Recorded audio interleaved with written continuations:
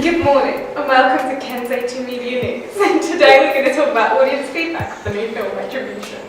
Audience feedback is key in the development of our trailer and other media texts. Being in charge of the sound and score of the Treasure trailer we made allowed me to have a very clear improvements and suggestions from the audience feedback of our first draft.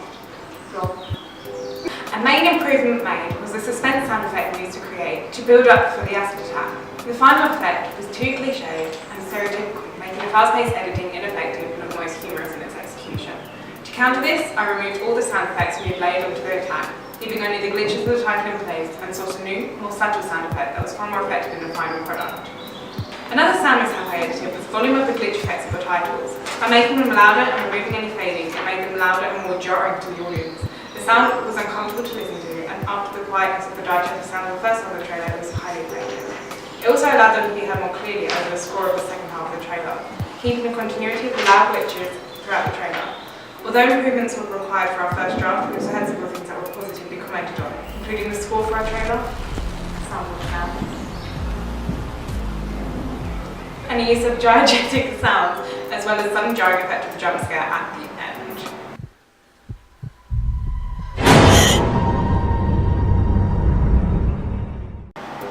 Thank you. I'll pass you over to Natasha Russell. Thank you, Caitlin. Because we are conveying a current social issue after our first presentation, our peers mistook that the encoded preferred reading as a convention for a social realist film. Furthermore, this derangement of the protagonist given into revenge conforms to psychological thrillers.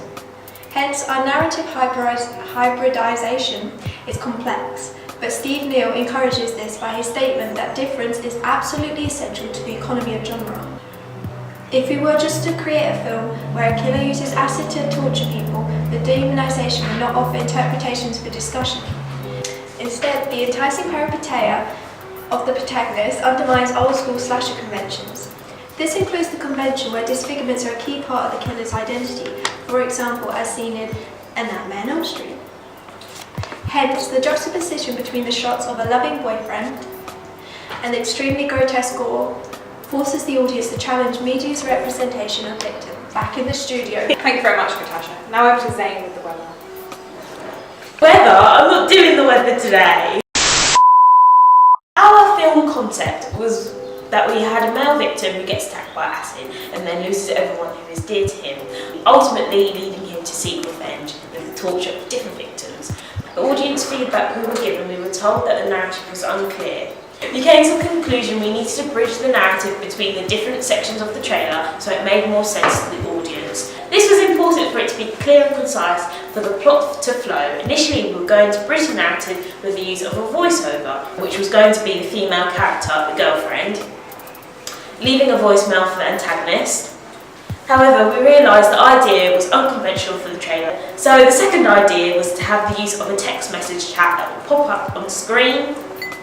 We planned a short script on what we were going to have the messages saying to be able to make it clear to the audience that the girlfriend was no longer with the antagonist and given insight into what could have pushed him to be the villain. I made a text message sequence in After Effects.